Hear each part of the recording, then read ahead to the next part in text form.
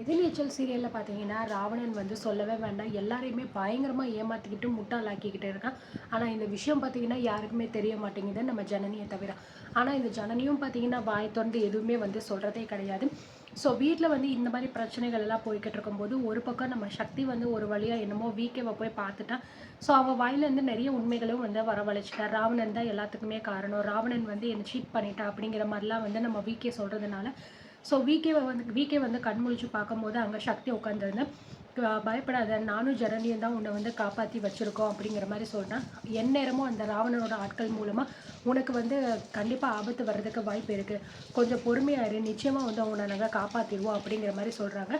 So இதை கேட்டு நம்ம வீக்கே வந்து ராவணன் வந்து என்னை ஏமாற்றிட்டான், ஸோ அவனை நான் வந்து கொல்லாமல் விட மாட்டேன் அப்படின்னு சொல்லும்போது, இப்போ இருக்கிற நிலமையில உன்னால் எதுவுமே பண்ண முடியாது, நீ கொஞ்சம் அமைதியாக இருந்தால் எல்லாமே பண்ணலாம், பொறுமையாரு அப்படின்னு சொல்லும்போது, என் உயிரை காப்பாற்றினது நீங்கள் தானே, நிச்சயமாக நீங்கள் என்ன சொன்னாலும் சரி நான் அதை செய்கிறதுக்கு ரெடியாக இருக்கேன், ஆனால் அந்த ராவணனை மட்டும் உயிரோட விடவே கூடாது அப்படின்னு நினச்சி நம்ம வீக்கே வந்து ரொம்பவே பார்த்தீங்கன்னா எமோஷ்னல் ஆகும்போது, ஸோ அப்படியே பார்த்தீங்கன்னா சின்ன லைட்டாக வந்து அப்படியே மயங்கிடுறாரு.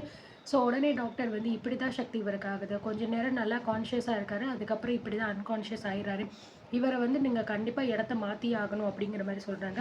கரெக்டு தான் டாக்டர் நீங்கள் சொல்கிறது, பட் ஆனால் இப்போ இருக்கிற சுச்சுவேஷனில் என்னால் கண்டிப்பாக இவரை கூட்டிகிட்டு போகணும் அப்படின்னா, ஸோ நான் சொன்ன மாதிரி வந்து நிறைய பேர் என்னை வந்து ஃபாலோ பண்ணிக்கிட்டு இருக்காங்க, ஸோ கண்டிப்பாக இவருக்கு வந்து இவரோட உயிருக்கு ஆபத்தாக இருக்கும் அப்படிங்கிற மாதிரி சொல்கிறாங்க. நீங்கள் சொல்கிறதெல்லாம் புரியுது தான் சக்தி, பட் ஆனால் வந்து இதுக்கு மேலே இவரை வந்து இப்படியே நம்ம வச்சுருந்தா கண்டிப்பாக இவரோட உயிருக்கு பெரிய ஆபத்தாக இருக்கும், இவர் வந்து இன்னும் நிறைய வந்து ரெஸ்ட் எடுக்க வேண்டியது இருக்குது, அதுக்கெல்லாம் ஒரு சேஃபான பிளேஸ் வேணும், இந்த இடத்துல நம்ம இதுக்கு மேலே இவரை வச்சுருக்க முடியாது அப்படிங்கிற மாதிரி டாக்டர் வந்து ரொம்பவே ஸ்ட்ரிக்டாக வந்து சொல்லிடுறாரு. ஸோ வேறு வழி இல்லை, கொஞ்சம் வெயிட் பண்ணுங்கள் டாக்டர், நான் மிட் நைட்டில் தான் இவரை வந்து கூட்டிகிட்டு போகிற மாதிரி இருக்கும், அதுக்கான அரேஞ்ச்மெண்ட்ஸ் மட்டும் நான் பண்ணிக்கிறேன், அது வரைக்கும் இவர் இங்கே இருக்கட்டும் அப்படின்னு சொல்கிறதுனால டாக்டருமே ஓகேன்னு சொல்லிடுறாரு.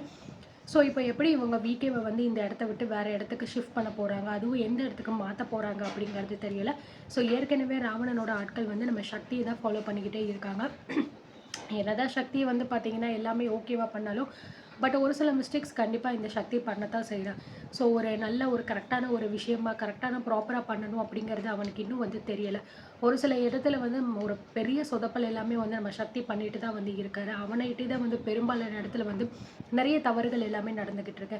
இப்போ எப்படி வந்து தனியாக தான் இருக்கா, எப்படி இந்த ஆளை வந்து தனியாக கூட்டிகிட்டு போக போகிறான்னு தெரியல. ஏற்கனவே ராவணன் எல்லார்கிட்டையுமே சொல்லிட்டாரு, அந்த சக்தியையும் உயிரோட விட்டு வைக்கக்கூடாது, அவனோட சோழியையும் சேர்த்து முடிச்சிடுங்க அப்படின்னு சொல்லிட்டு. ஒருவேளை இவன் மிட் நைட்டில் கூட்டிகிட்டு போகும்போது 2 பேருமே சோழியை முடிக்க போகிறாங்களா என்ன எதுன்னு சொல்லிட்டு தெரியல. இந்த பக்கம் பார்த்தீங்க அப்படின்னா வீட்டுக்குள்ளே வந்து இந்த ராவணன் வந்து ராஜ்யத்தை பண்ணிக்கிட்டு திரியிறான், போகிறேன் வரேன் இதுதான் நடந்துக்கிட்டு இருக்கு. பார்க்குறதுக்கே வந்து அவ்வளோ இரிட்டேட்டிங்காக இருக்குது. ஸோ வீட்டில் உள்ளவங்களுக்கு லேடிஸ்க்கு நல்லாவே தெரியுது, சம்மந்தமே இல்லாத ஒரு ஆள் வந்து வீட்டில் வந்து உட்காந்துட்டு எல்லாமே நாட்டமாக பண்ணிக்கிட்டு இருக்கா, இதெல்லாம் பிடிக்கல அப்படின்னு அவங்களுக்கு தெரியுது. பட் ஆனால் இந்த ஆதிகுணசேகரனை பொறுத்த வரைக்கும் ரொம்பவே ஸ்ட்ராங்காக வந்து பார்த்திங்கன்னா இந்த ராவணனை வந்து நம்பிக்கிட்டு இருக்காரு. ஸோ ராவணனை என்ன சொன்னாலும் இந்த ஆதிகுணசேகரன் வந்து ஒத்துக்க மாட்டேங்கிறாரு, அவரை எதுக்கு நீ தப்பாக பேசுகிற அப்படிங்கிற மாதிரிலாம் சொல்லிக்கிட்டு இருக்காங்க. இப்போ புதுசாக வந்து அந்த முதல்ல பார்த்த இடம் கேன்சல் ஆனது கூட இந்த ராவணனால தான். ஆனால் என்னமோ அந்த ஆள் வந்து அப்படியே இந்த பேச்சை வந்து நம்ம ஜனனி அண்ட் மதிவதனி இவங்க 2 பேர் மேலேயுமே தூக்கி போட்டுட்டாரு. ஸோ அதனால் நம்ம கதிர் ஜனனி மேலே பயங்கர கோவத்தில் வந்து இருந்தார். ஸோ அதெல்லாம் ஒரு பக்கம் இருக்கும்போது இப்போ புதுசாக போய் ஒரு இடத்த பார்த்துட்டு வந்திருப்பாங்க. அந்த இடமும் வந்து ஏற்கனவே பார்த்த இடத்த விட ரொம்ப சூப்பராக இருக்குது, அதனால் அங்கேயே முடிச்சிடலாம் அப்படிங்கிற மாதிரி பேசிக்கிட்டு இருப்பாங்க. அது மட்டும் கிடையாது, இந்த மாதிரி பேச்சுவார்த்தைகள் போய்கிட்டு இருக்கும்போது நம்ம நந்தினி பார்த்திங்க அப்படின்னா, ஸோ இந்த மாதிரிலாம் வந்து இடத்துல வந்து நம்பி நம்மளால் வந்து எதுவும் இறங்க முடியாது, இப்போ இந்த மாதிரி நமக்கு கேன்சல் ஆயிடுச்சு, அதே மாதிரி இதை நம்ம பண்ணுவோம், ஒரு வேளை இதுவும் நமக்கு கேன்சல் ஆயிடுச்சுன்னு நம்ம என்ன பண்ண முடியும், கடைசி நேரத்தில் போயிட்டு நம்மளால எதுவும் பண்ணிக்கிட்டு இருக்க முடியாது, நமக்குன்னு ஒரு சொந்தமாக இடம் வேணும், அப்படி இருந்தால் நம்ம பண்ணலாம், ஏன்னா சொந்த இடம் தான் எப்பயுமே சேஃப் அப்படிங்கிற மாதிரி வந்து நந்தினி சொல்லிடுறாங்க. ஸோ அதனால் வந்து ஆல்ரெடி இருக்கிற ப்ராப்பர்ட்டியில் வந்து சைன் பண்ண மாட்டேன் அப்படிங்கிற மாதிரி சொல்லிடுறாங்க. அதே மாதிரி ஆதிகுணசேகரன் கிட்ட வந்து நீங்கள் தான் சொன்னீங்களா உங்கள் தம்பிகளுக்காக என்ன வேணாலும் செஞ்சு கொடுப்பேன் அப்படின்னு சொல்லிட்டு, அவருக்கு இருக்கிற சொந்த இடத்துல நீங்கள் அமைச்சு கொடுங்க, அதுவே போதும், அவருக்கு இந்த மாதிரி லீஸ் எடுத்து கொடுக்கறதெல்லாம் வந்து வேண்டாம் அப்படிங்கிற மாதிரி சொல்லிடுறாங்க. ஸோ அதனால் ராவணன் பார்த்தீங்க அப்படின்னா மனசுக்குள்ளே கோவம் பயங்கரமாக வருது, நம்ம ஒன்று பிளான் பண்ணால் இவங்க ஒன்று பிளான் பண்ணிக்கிட்டு இருக்காங்க, ஸோ இவங்க வந்து இவங்க இஷ்டத்துக்கு பேசிக்கிட்டு இருக்காங்களே அப்படின்னு சொல்லிட்டு பார்த்தீங்கன்னா ராவணனுக்கு பயங்கரமாக கோவம் வருது. சரி கொஞ்சம் நேரம் எனக்கு டைம் கொடுங்க, வெயிட் பண்ணுங்கள், ஏதாவது யோசிப்போம் அப்படின்னு சொல்லிட்டு விறுவிறுன்னு வெளியில் பார்த்தீங்கன்னா ஓடி போயிடுறாரு.